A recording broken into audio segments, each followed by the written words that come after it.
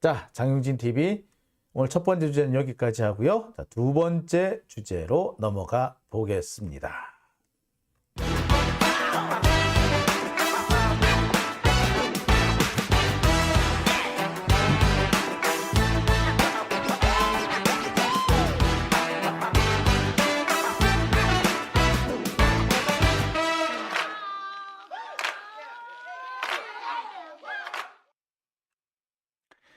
네, 장용진 TV 오밤중의 뉴스. 네, 2월 25일 토요일 순서 함께하고 계시고요.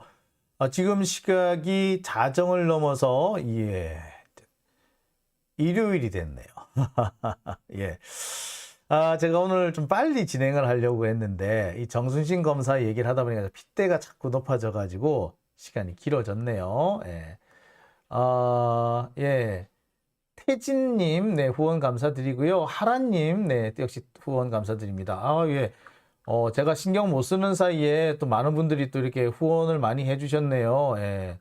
학교 매점님, 맘카페가 난리랍니다. 라고 하셨네요. 킹썬님, 악마가 악마를 키웠다. 라고. 참 좋은 말씀입니다. 악마가 악마를 키운 것 같아요. 그런 면에서 가만히 생각해보면, 옛날에도 좀 그런 일이 있었잖아요. 우리 때도 보면은, 서울대 간 애들 공부는 잘하고, 뭐 애는 착한지 모르겠는데, 정말 세상 물정 모르거나 싸가지는 없더라. 뭐 그런 얘기 많이 했잖아요. 그죠? 집비 모른다. 뭐 이런 얘기 많았잖아요. 그렇게 많이 비판을 많이 받았는데, 요새는 그 정도 선에서 끝나는 게 아니라, 약간은 사이코패스 기질을 갖춘 애들만 서울대를 가나? 이런 생각도 좀 들어요. 그렇다고 본다면 우리나라 입시 제도를 정말 대대적으로 뜯어 고쳐야 되는 건 아닌가? 뭔가 잘못된 입시 제도가 아닌가라는 생각이 너무 강하게 듭니다. 자, 여기까지 하고요. 두 번째 이야기로 넘어가 보겠습니다. 제가 오늘 준비한 두 번째 주제는요. 네, 미국 모닝 컨설트 여론조사 결과를 갖고 왔습니다. 윤석열 2주 만에 다시 꼴찌를 기록했다는 내용입니다. 참 줄기차게 꼴찌한다, 그렇죠? 네. 이제 이쯤 되면은 이제 꼴찌 벗어날 때도 된 것 같은데 정말 꼴찌 정말 벗어날 줄을 모릅니다. 작년 8월 이후에 쭉 꼴찌가 이어졌고요. 작년 11월, 12월 그 무렵에 정말 가장 지지율이 낮았습니다. 16% 나오기도 했고요. 18%가 나오기도 했습니다. 자, 지금은 많이 올랐어요. 그래서 몇 %까지 올라왔다? 22%까지 올라왔습니다. 야, 그렇지만 이 정도 수준은 세계 22개 나라 가운데, 22개 주요 국가 가운데 가장 낮은 수준입니다. 국내 지지율하고는 참 차이가 커요. 뭐 어디인가는 했더니 40%가 넘는 지지율이 나왔댔죠. 제가 볼 때 그건 말도 안 돼요. 여하튼 간에 근데 어째도 지금 30%, 38%, 34에서 38%라는 지지율이 계속 잡히는 모양입니다. 아니 미국 모닝 컨설트하고 여기하고 왜 이렇게 편차가 크죠? 네, 편차가 큰 이유는 저는 이렇게 봅니다.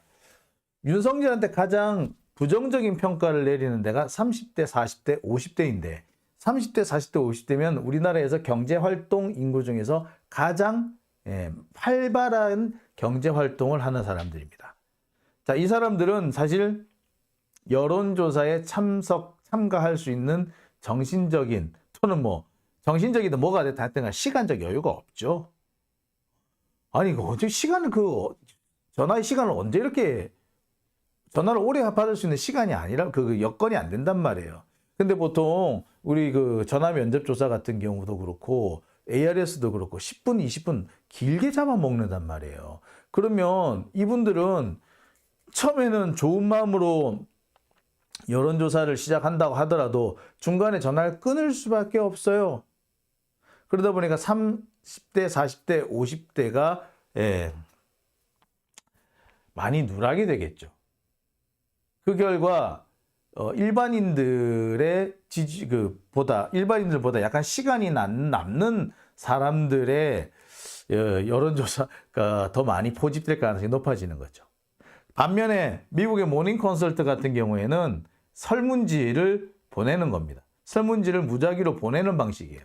따라서 거기 설문지에 답을 해서 반송을 하는 겁니다. 물론 이메일로 하죠. 그러니까 내가 편할 때 언제든지 편할 때 편한 방식으로 답을 할 수가 있고 경우에 따라서는 답을 하다가 잠시 멈췄다가 또 할 수도 있는 거죠. 그래서 시간적으로 자유롭죠. 그렇게 되니까 아무래도 30, 40대의 응답률이 높고요. 또 진보층이 그 응답을 할 가능성은 높아지는 거죠. 그러다 보니까 미국 모닝 컨설트 조사에서는 윤석열 지지율이 그만큼 낮게 나오는 겁니다. 반면에 그렇다면 지금 전화 ARS 조사라든지 또는 전화 면접 조사 같은 경우에는 그렇다면 약간 허수가 있다는 얘기인가요? 라는 의심을 안 할 수가 없죠. 근데 뭐 허수가 있다라고는 좀 보기는 어렵습니다. 하지만 국내 여론조사에서도 좀 이 부분을 좀 고려하고 반영할 필요가 있다라는 생각이 듭니다. 여하튼 미국 모닝 컨설트 여론조사 결과 윤석열의 지지율은 꼴찌를 기록했습니다. 2주 전에 꼴찌였다가 그 다음 주에, 그러니까 지난주에 올라갔죠. 꼴찌에서 2등으로 올라갔어요. 그래서 지난주에 꼴찌는 요하네스 가르 스테르 총리, 노르웨이 총리가 차지했고 기시다 총리가 이렇게 올라가고 이렇게 됐었는데 이번 주 또 입장이 바뀌어가지고 이번 주 같은 경우에는 윤석열이 다시 꼴찌를 기록했습니다. 요하네스 총리, 가르 총리는 28%로 갑자기 꼴찌하다 갑자기 훅 뛰어 올랐어요. 22%였는데 28%로 지지율이 갑자기 꽁충 뛰었습니다. 자, 그 다음에 마크롱 대통령, 그 다음에 기시다, 그 다음에 체코 총리 다음에 윤석열 이렇게 나왔네요. 기시다는 원래 윤석열하고 꼴찌 다툼을 했었는데 이번에는 20위까지 올라갔어요. 이유는 지지율은 24%로 별로 안 되는데 부정평가가 63%로 뚝 떨어졌기 때문에 그렇습니다. 반면에 체코 총리는 지지율은 기시다보다 높았지만 부정평가가 너무 많아가지고 결국에 일본 기시다 총리보다 한 칸 내려왔습니다. 결국 윤석열하고 꼴찌 다툼을 하고 있는 게 체코 총리네요. 자, 윤석열은 지지율 22%, 부정평가 70%, 꼴찌입니다. 전 세계 꼴찌! 좀 꼴찌 벗어나는 줄 알았더니 최근 한 몇 주 동안 꼴찌였다가 꼴찌가 아니었다가 왔다 갔다 하길래 어이구 저러다가 꼴찌 벗어나나 했더니 어지간히도 벗어나겠다. 못 벗어나고 있습니다. 자, 지지율 추이를 계속 한번 볼게요. 네. 자, 윤석열 지지율 여전히 부정평가가 압도적으로 많습니다. 부정평가가 긍정평가의 2배를 넘는 아주 기현상이죠. 이것도 정말 기현상이에요. 아무리 이 여론조사는 방법에 따라서 다르게 측정이 될 수 있다고 하지만 이 정도로 부정평가가 이렇게 많이 나오는 것은 의외입니다. 이 부정평가, 윤석열의 부정평가가 많이 나온다는 것은 국내 여론조사에서도 많이 잡혀요. 국내 여론조사에서도 58%까지 잡힙니다. 그러니까 지금 보면은 부정평가의 편차는요 오히려 긍정평가보다 작게 나와요. 그러니까 10% 안쪽으로 나오는데 10%포인트 안쪽으로 나오는데 긍정평가는 국내 거는 뭐 38% 이렇게 나오는데 여기 모닝 컨설턴이 22% 나옵니다. 무려 16%포인트는 차이가 나요. 그런데 부정평가는 국내도 68, 그 다음에 국내도 58, 이 모닝 컨설트도 68, 결국 10%포인트밖에 차이가 안 납니다. 결국 긍정평가보다 부정평가의 조사 편차가 훨씬 작은 거죠. 이걸 볼 때 부정평가가 긍정평가보다 훨씬 많다는 거는 이미 뭐 확인이 돼 있다라고 보면 될 것 같아요. 여하튼 이렇게 부정평가가 훨씬 많은 것이 현재 윤석열의 상태이더라. 자, 그런데 말입니다. 최근 들어서 보면은 이 모닝컨설트 여론조사를 보면은 윤석열의 그 지지도가 계속 그러니까 22, 24, 22, 24를 왔다 갔다 해요. 이렇게 왔다 갔다 합니다. 그리고 이번에는 잠깐 지지율이 떨어지는 그런 모습이 보였거든요. 근데 국내 여론조사를 하면은 지지율이 높아지는 걸로 나온대. 왜? 예. 윤석열 지지율, 이게 그 리얼미터가 그러는데 40%가 나왔대요. 자, 뭐 이렇게 편차가 많이 나오지? 22%인데 여기는 40%가 나왔다고? 이거 장난해? 모닝 컨설트는 22%인데 여기 40% 무려 2배 가까이나 차이가 난다고? 근데 부정평가는 또 별로 차이가 없어. 부정평가 여기 또 58% 나왔어요. 왜 이렇게 편차가 많이 나죠? 일단 이해가 안 되는데 진짜 웃기는 건 이 부분 대목입니다. 2주 연속 상승한 윤석열 지지율, 건폭 정조준 통했다.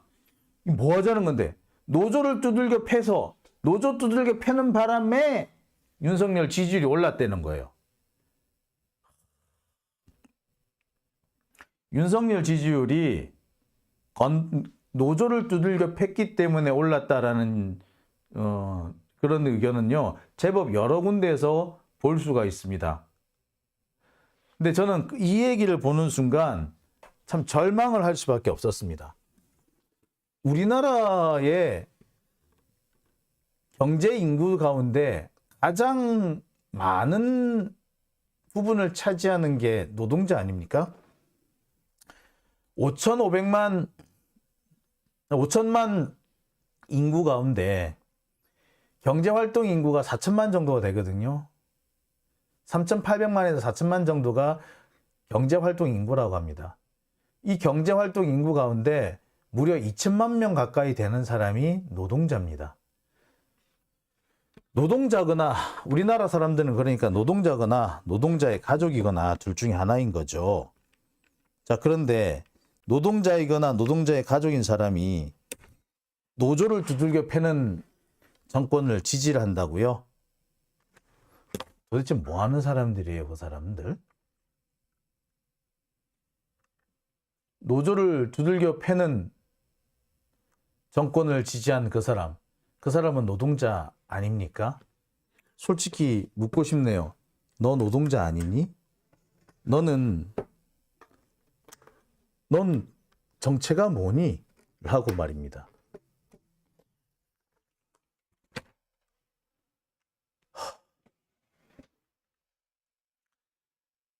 만약에 자신도 노동자이면서 노조를 두들겨 팬 정권을 지지한다.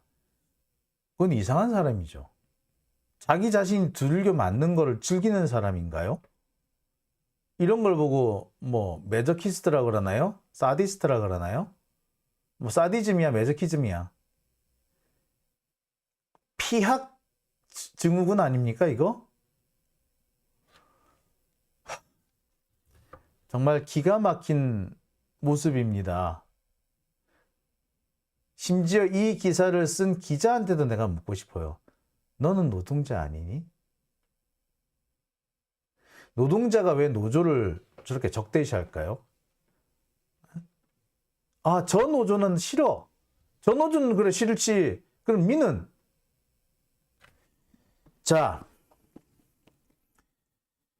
나도 노동자지만 노조는 싫다. 특히 민주노총 싫다라는 사람들이 꽤 많은데요.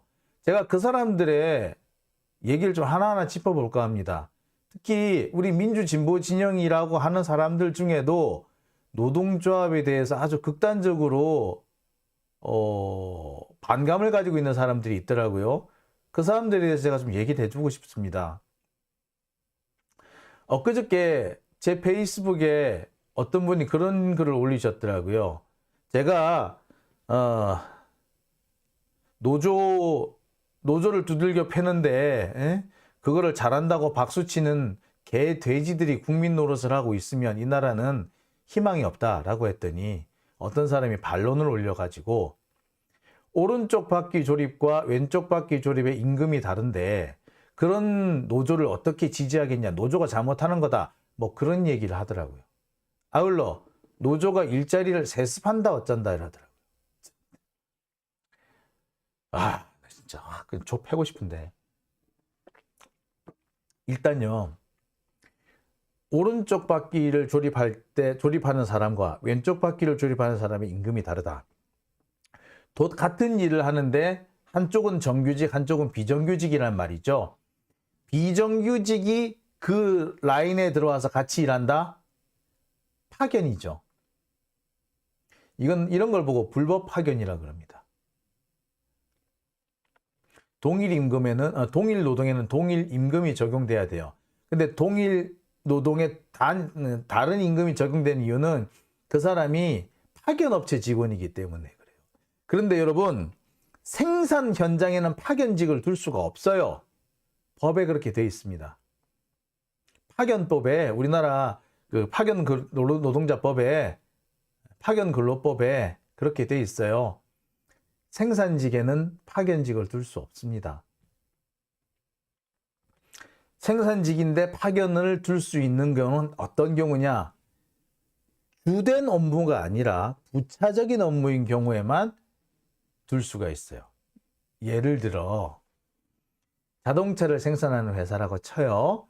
자동차를 생산하는 회사인데, 예, 딴 거는 다 자기 공장에서 하는데 맨 마지막에, 예, 이 타이어 붙이는 것만 파견직이 와서 한다.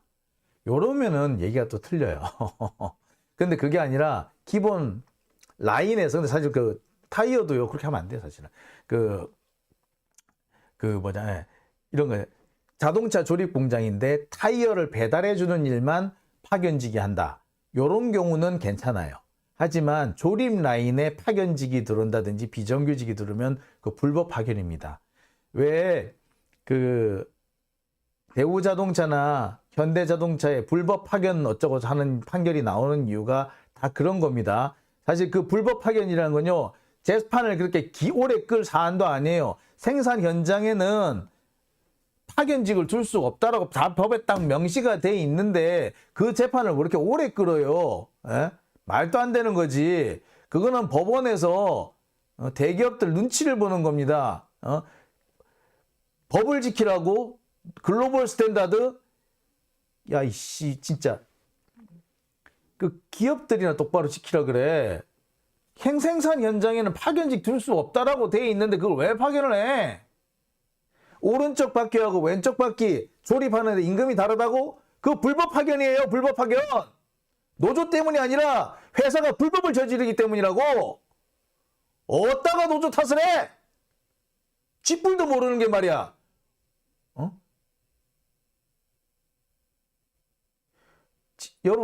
여러분들도 분명히 아셔야 됩니다. 공장에는요, 파견직 둘 수 없습니다. 즉, 현대자동차 공장 안에 소위 말하는 하청업체가 따로 있는 사내 하청업체가 있다. 그 90% 이상은 불법이에요. 사내 하청 불법입니다. 생산직은 파견직을 둘 수가 없어요. 생산직인데 하청업체를 두고 하청업체 파견이나 비정규직이 들어온다? 그거요, 불법입니다. 그걸 불법인데 그게 노조 때문이라고 한다? 윤석열 이 새끼부터 때려잡아야 돼. 못돼 처먹은 놈. 법을 모르는 놈이죠. 법을 모르는 거. 그게 불법이야. 그게 불법. 노동자가 불법? 노조가 불법? 잊혀 죽일 놈. 자, 이것도 탄핵사회예요. 대통령이 법을 제대로 알지도 못하면서 노동자들 비방하는 거, 이거 탄핵사회예요. 그리고 거기에 부하내동해가지고 노조 때문에 뭐 임금이 다르다고 그딴 소리 하는 놈도 진짜 그런 놈이 뭐 민주진영? 놀고 있네. 진짜 쥐뿔도 모르는 무식한 것들이 무슨. 여러분, 다시 한번 말씀드립니다. 공장에는 파견직 둘 수 없어요. 생산 라인에는 파견직 두면 불법입니다. 생산직에 하청 있다, 사내 하청 있다, 그 자체가 불법이에요. 현대자동차의 사내 하청, 현대중공업의 사내 하청 불법이에요. 우리가 불법인지도 모르고 지금 그러고 있지. 그런데 뭐 노동자가 뭐 잘못해서 노조가 어쨌다고? 진짜 확 그냥. 그리고요, 노조가 일자리를 세습한다? 누가 그러대요? 그거 가짜 뉴스입니다. 이게 어떻게 시작이 된 거냐? 2018년에 현대중공업 뭐 이런 데서 산업재해로 노동자가 사망하거나, 그 다음에 산업재해로 노동자가 사망한 경우에 그 경우에 어떻게 한다? 그 자식을 특별 채용을 할 수 있도록 하자라는 거를 적극적으로 추진했어요. 근데 이걸 가지고 언론에서 문제 삼았지. 그래서 노조가 야, 이 사망한 경우에, 산재로 사망한 경우에 하는 건데 이게 어떻게 일자리 세습이냐라고 따졌어요. 그러니까 언론에서 뭐라고 했냐면, 야, 2011년에 25년 이상 근속자인 경우에는 자녀를 특별 채용한다는 그런 내용이 있던데. 아니, 그거는 그때 얘기고 2011년 얘기고 2018년에는 그 얘기 한 게 아니라고. 그런데 어째 2011년에 했던 얘기를 다시 2018년에 끌고 와가지고 그걸 갖다 붙인 거예요. 자, 그리고 그럼 2011년에 그러면은 일자리 세습이 됐느냐? 뭐 정년퇴직을 한 사람이거나 25년 이상 근속한 사람들의 자녀 중에 현대자동차나 현대중공업에 들어온 사례가 있느냐? 안 들어와요. 왜 안 들어오는지 아세요? 거기 현대중공업, 현대자동차 거기에 다니는 사람들일수록 자기 자식은 기름밥 먹이려고 안 해. 대학 보내. 바득바득 사무직으로 보내지 절대로 거기 안 보내. 그래서 정규직으로 퇴사 20년씩 현장직으로 있다가 퇴사한 사람들이 아무도 아들을 거기 안 보낸 거야. 그래서 사실은 그게 사문화가 됐어요. 그런데 아주 예외적인 상황이 발생하는 거죠. 산재가 났어. 산업재해가 나가지고 아버지가 죽었어. 또는 아버지가 거의 노동력을 상실해버렸어. 당장 급해. 그런 경우는 어떻게?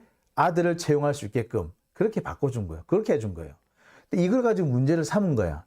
그러면서 2011년 얘기를, 그거는 이미 아무도 기억도 못하고 있는 일을 다시 끌고 와가지고 마치 그거하고 그거가 같은 얘기인 것처럼 2011년하고 2018년 얘기가 같은 얘기인 것처럼 끌어다 갖다 붙여놔요. 가짜뉴스를 만든 거죠. 끼워 맞춘 거예요. 2011년에 무슨 얘기가 있었는지 알게 뭐야. 2018년에는 다른 얘기하고 있었는데. 그런데 그 두 개를 뒤섞어 가지고 마치 같은 일이 벌어진 것처럼 그렇게 거짓말을 합니다. 근데 여기에 부안해동해 가지고 이런 가짜뉴스를 떠들고 다니면서 노조가 나쁜 짓 했다는 식으로 그딴 소리를 하는 새끼가 있는데, 그런 새끼는 겉으로 민주진영이지 속으로는 우리 민주진영을 분열시키는 새끼들이에요.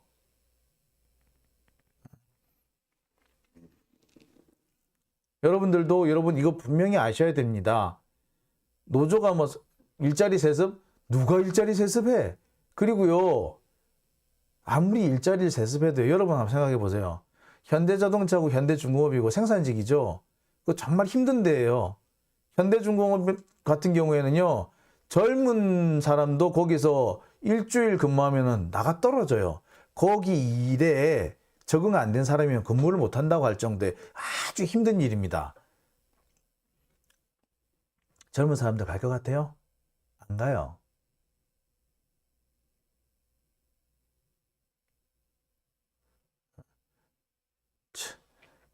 일자리 세습 하고 싶어도 못해, 이씨. 아무리 만들어 놔봐라, 거기 가나. 잘 알지도 못하면서 말이야. 제가 오늘 이런 얘기를 하는 이유는요, 자기가 민주진영이다 라고 하면서 노조에 대해서 아주 적대적인 반응을 보이는 자들이 있어요. 그런 자들이요. 그런 사람들하고 여러분들 거리를 두시라는 얘기를 하고 싶습니다. 지는 노동자 아니야? 그런데 노동자가 노동자를 적대를 합니까? 아니, 여러분 그렇잖아요. 내가 내 직장에서 일을 하다가 산재로 죽었어. 그러면 회사가 내 새끼 데리고 와가지고 일 시키고 취직시켜주는 거 당연한 거 아닙니까? 그거는 당연히 해야 되는 거 아니에요? 근데 그게 왜 일자리 세습이야?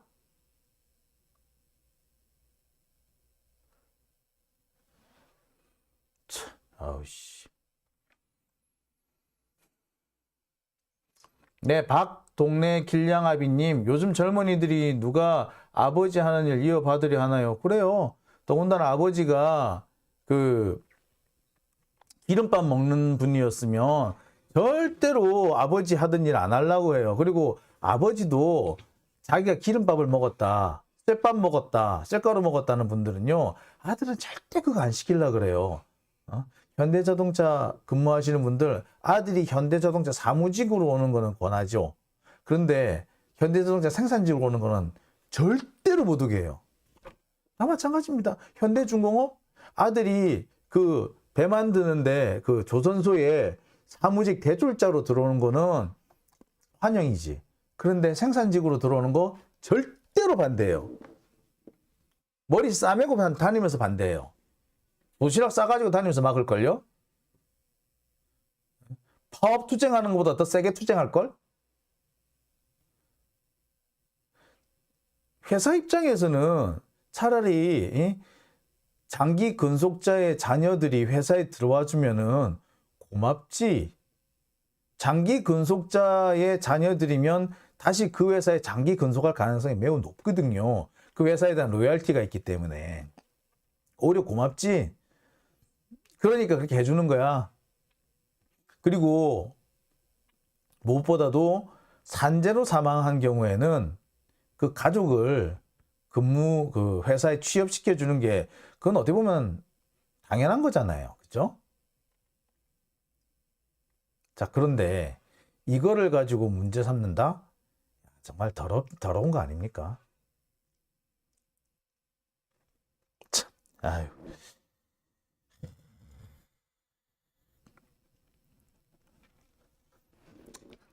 에휴, 참.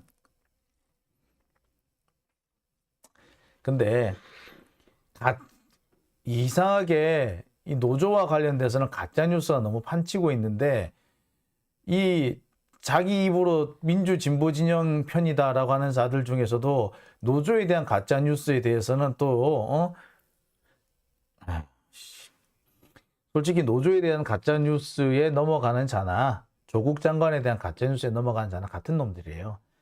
자격이 없다고 생각이 들어요. 예. 누구깔 바로 수박들이다. 예, 그런 놈들이 수박이다. 예. 솔직히 말하자면 이낙연 쪽 사람들이 그 자칭 문파라고 하는 자들이 노조에 대해서 아주 극단적으로 적대감을 가지고 있더라고요. 그래서 걔네들 중에 이번에 윤석열이 잘한다고 하는 애들 제법 있더라.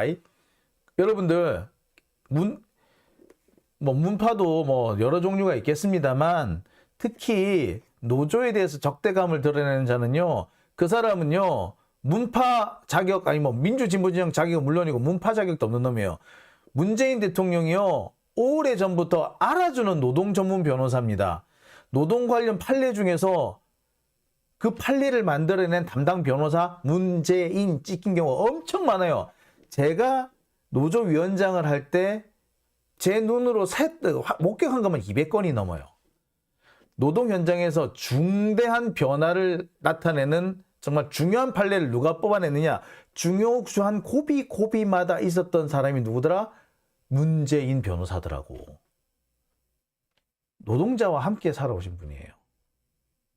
그런데 그분을 지지한다는 놈들이 노동에 대해서 그렇게 극단적으로 적대감을 드러낸다고? 택도 안 줄 하지 말라 그러지. 걔들은 사기꾼이에요. 사기꾼입니다.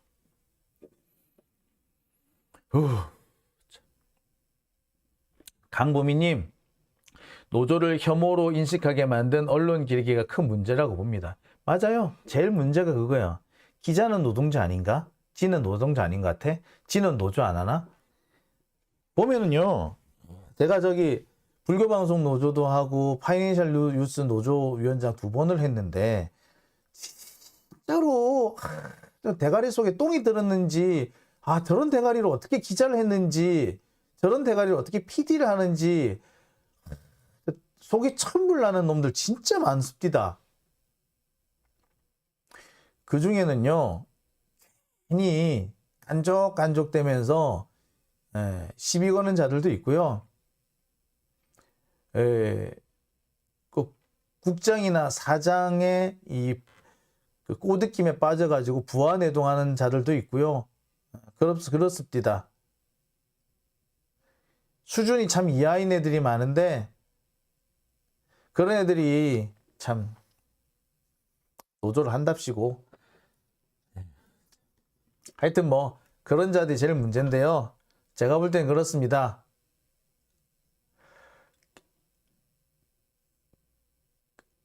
진짜로 그거는 뭐 기자들의 잘못일 수도 있고요. 그 언론의 문제일 수도 있는데 정말 답답한 거는 민주노총도 문제가 있어요. 사실 제가 말하고 싶은 게 왜 제대로 투쟁하지 않느냐고. 왜 민주당하고 싸우려고 하면서 문재인하고 싸우려고 하면서 왜 윤석열하고는 안 싸우는데 노동자들이 왜 안 하는데 노조가 왜 그러는데 그러니까 이상한 새끼들이 설치는 거잖아요. 아니 노란 봉투법 만들자고 국진당 쳐들어가지고 농성을 해야지 왜 민주당 와가지고 농성하고 지랄이야. 대가리에 똥이 들어찼나 뭐가 들어찼나. 게다가 민주노총이고 뭐고 간에 그 정파 좀 제발 좀 정파 장난 가지고 좀 그만 좀 치라 그래. 내 대학 다닐 때도 정파 가지고 지랄 방정 떨더니 아직까지 정파 가지고 지랄이야? 지금 민주노총 니들이 뭐라고 지금 뭐 얼마나 잘났다고 정파 가지고 지금 장난질하고 싸움박질하고 있냐고. 웃겨 죽겠어 진짜 아주. 어디 가서 정파 웃전 소리 하기만 해봐라 진짜. 어우.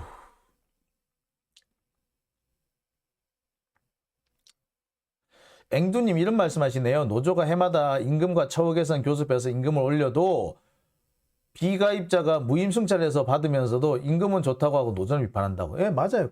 그런 애들 많아요. 진짜 문제예요. 정말 짜증납니다. 예.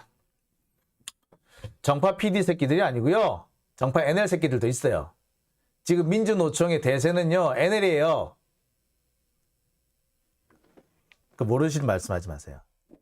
진짜 속 터집니다. 속 터지. 어디서든지 다 기어 나온 것들인지 진짜. 그러니까 그런 정파 구조를 지금 20년째 하고 있으니까 남들 보일 때 얼마나 우습게 보이겠어요. 그러니까 지금 젊은 친구들이 현재 민주노총에 적대감을 보이고 거부감을 보이는 거 아닙니까? 지금 참 도대체 민주노총 진짜 한 줌도 안 되는데 지금 노조원이 100만밖에 더 돼? 100만밖에? 노동자가 2천만인데? 그거 가지고 뭐 하자고? 그런데 지금 그거 가지고 정파 싸움을 하고 있어? 진짜 대가리 똥이 들어찼는지 진짜.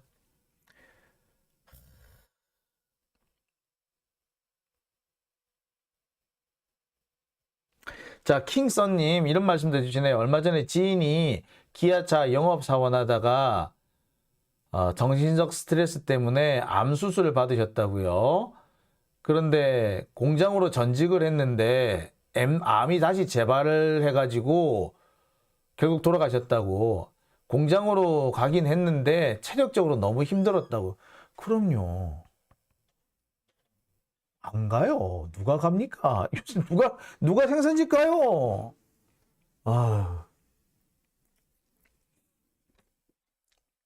토마호코님, 저 NL이에요.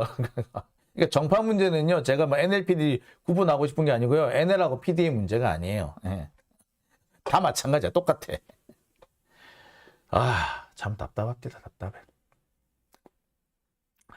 뭐 그 모르시는 분들이 좀 많은데 민주노총 다수 정파는요 NL이에요. 진짜예요. 모르시는 분들 되게 많아요. PD인 줄 알아요 전부 다. 아니에요. NL이에요. 야, NL PD를 여기서도 듣네? 라고 하시는 분 계시죠? 아직도 있어? 있어요? 없어졌다는 놈이 이상한 놈이야. 없긴 뭐 없어요. 이름 바꿔가가 다 있더라. 이씨. 그러니까 그런 구태의연한 태도 때문에 윤석열한테 말리는 거예요. 좀 제대로 좀 싸워보라고. 아우 속 터져. 아이고 얘기를 하더니 보니까 자꾸 이 얘기가 셉니다. 그죠? NLPD 얘기까지 다 나오고요. 네. 가니메데님, 그런데 노조들 왜 이렇게 조용하냐? 그렇죠. 이 장용진만 열받지 진짜 노조는 열도 안 받나 봐. 어? 전직 노조위원장이 열받는데 현직 노조위원장들은 다들 깨갱하고 있나 봐. 무섭니 니들? 아 더러워 죽겠네 진짜. 아씨.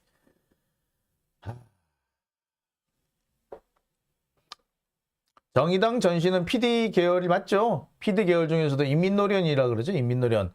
인천지역 민주노동자연맹. 걔네들이죠. 근데 이제 제가 뭐 민주노총 얘기를 했지 뭐 정의당 얘기한 거잖아요. 정의당은요 제가 얘기할 가치를 못 느끼겠어요 요즘에. 얘들이 솔직히 걔들 PD야? 뭐야 걔들 싶어. 솔직히 민주노총이야 뭐 정파 때문에 싸움다 치고 정의당은 지금 뭐 하고 있어요? 걔들 정파는 있어요? 원래 시작은 인천지역 민주노동자연맹 인민노련이 그 가장 모태였거든요. 그 인민노련하고 뭐 그 NL2라 그래가지고 비주사 NL 계열하고 이렇게 합쳐져 가지고 그 된 건데 지금 뭐 다 좋아. 정의당 뭔데 그래서 정체를 모르겠어요. 그리고 솔직히 말하자면 정의당은 그냥 심상정의당이죠. 심상정의당. 그 이상도 이하도 아니에요. 그건 정파도 없어요. 뭐 그게 뭐 정파야. 심상정 개인 파벌이지. 심상정계 파벌이죠. 파벌. 솔직히 걔네들은 그 계열 뭐 저기 무슨 정파로 인정해주고 싶지도 않아요. 솔직히 아유 무슨 씨 아유 씨. 민주노총이 심상정 지지만 한 건 아닙니다. 예, 그거는 뭐 좀 나중에 얘기를 하시죠. 예. 아, 참 뭐 속 터지는데요. 예, 참 나중에 제가 날 잡아 가지고요. 그 민주노총 그 내부의 그 정파 얘기도 좀 하고 그 시간을 제가 따로 한번 만들게요. 이게 얘기를 하다 보니 자꾸 옆으로 새는데 자꾸 이게 NTF님, 예, NFT님 그 얘기 하면요 길이 엄청 얘기 길어져요. 그 얘기는 나중에 따로 한번 딱 보시고요. 한번 우리 딱 하시죠. 아 참네. 그 PD가요. PD 계열이요.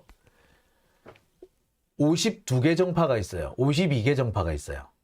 PD 계열 안에. 네. 그래서 정의당은 PD 아니냐라고 함부로 이렇게 하신 거 아니에요. PD 중에서도 인민노련 계열이라고 가지고 또 달라요. 근데 PD 중에서도 가장 NL에 가까운 척을 이해요. 걔네들이 또. 아, 또 이게 쓸데없는 얘기 나온다. 하여튼 그 정파 얘기를 하면 길어져서 말 못해. 그 얘기 너무 어렵습니다. 그건 나중에 하고 그렇다 하더라도 지금 현재 정의당은 그 정파하고 아무 상관없이 약간 또라이들이다. 뭐 저는 그 얘기만 좀 해드리고 싶습니다. 자, 장용진 TV 오늘은 여기까지만 할게요. 자꾸 얘기가 자꾸 세버리네. 제가 날 잡아서 진짜 민주노총 이 정파 얘기를 좀 하겠습니다. 예, 노조 얘기도 한번 제가 정리 한번 해보겠습니다. 웬즈데이님 노조 얘기 좀 해달라고. 네, 그 얘기하면 또 깁니다. 예, 자 뭐 정파와 노조 얘기 뭐 하면은 긴데. 예, 다음에 할게요. 예, 오늘 제가 여기까지 하고요. 저는요 내일 저녁 때도 어김없이 여러분들하고 다시 찾아뵙고 얘기 나누도록 하겠습니다. 내일 저녁 때는 더 많이 찾아주시기 바랍니다. 오늘 함께 해주셔서 정말